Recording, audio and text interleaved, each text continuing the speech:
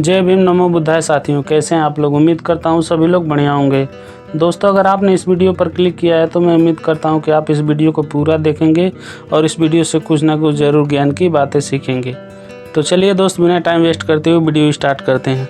दोस्तों, एक बार की बात है, ज्योतिबा राव फूले और सावित्रीबाई फूले तैयार होकर गाँव में जा रहे थे बच्चों को पढ़ाने के लिए। तभी सावित्रीबाई फूले और ज्योतिबा राव फूले के पिताजी वहाँ पर रोक लेते हैं और कहते हैं कि मेरे लाख मना करने पर भी तुमने सावित्रीबाई फूले को पढ़ाया लिखाया। ज्योतिबा राव फूले अपने पिताजी की बातों को काटते हुए कहते हैं कि माफ़ कीजिए पिताजी, पर स्त्रियों का शिक्षा लेना बेहद ज़रूरी है, क्योंकि जब माँ शिक्षित होगी तभी तो अपने बच्चों को अच्छी शिक्षा और ज्ञान की बातें बताएगी। ज्योतिबा राव फूले की बातों को सुनकर उनके पिताजी कहते हैं कि एक स्त्री का धर्म होता है कि अपने वंश को आगे बढ़ाना। वो तो हो पाया नहीं इनसे अब तक। इतनी बातें सुनने के बाद सावित्रीबाई फूले उदास होकर वहाँ से चली जाती हैं।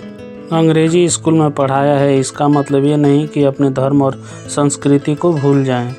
इतनी बातें सुनने के बाद ज्योतिबा राव फूले उदास होकर अपने पिताजी के नज़दीक जाकर बैठ जाते हैं।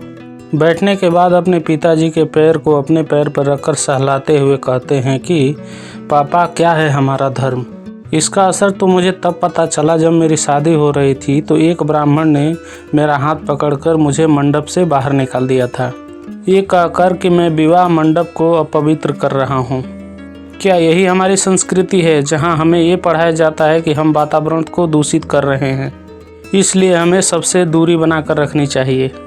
इतनी बातें सुनने के बाद ज्योतिबा राव के पिताजी कहते हैं कि ये सब शास्त्रों में लिखा हुआ है। उसके बाद ज्योतिबा राव फूले कहते हैं कि नहीं, ये सब शास्त्रों को पढ़ाने वालों ने लिखा है, क्योंकि उनके शास्त्रों में ये लिखा हुआ है कि जो व्यक्ति ज्ञान प्राप्त करेगा वो ब्राह्मण कहलाएगा। लेकिन मैंने तो ज्ञान अर्जित किया ना बाबा, क्या मैं ब्राह्मण कहलाया।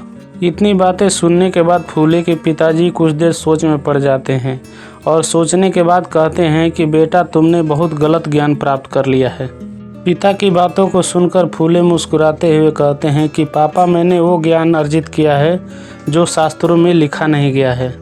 इतनी बातें कहने के बाद ज्योतिबा राव फूले अपने पिताजी को दिलासा देते हुए कहते हैं कि हे पिताजी, आप चिंता मत कीजिए, मैं अपने सत्य के मार्ग पर ही चलूँगा और अपने बनाए हुए ज्ञान पर ही चलूँगा।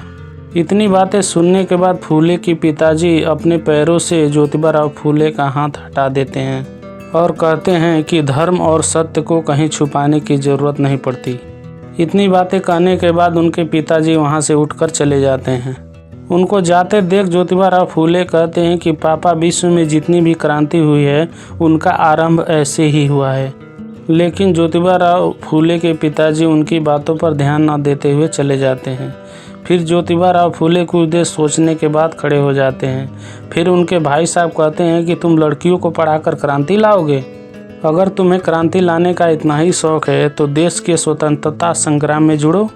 इतनी बातें सुनने के बाद ज्योतिबा राव फूले कहते हैं कि अंग्रेज़ों की गुलामी तो सिर्फ 100 साल की है, मैं जिस गुलामी से लोगों को स्वतंत्र करना चाहता हूँ वो 100 साल से भी ज़्यादा पुरानी है।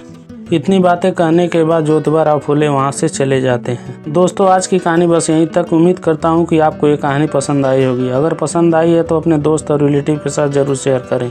तो चलिए दोस्त, मिलते हैं अगले नेक्स्ट वीडियो में। तब तक के लिए आप अपना ध्यान रखें। वीडियो देखने के लिए धन्यवाद।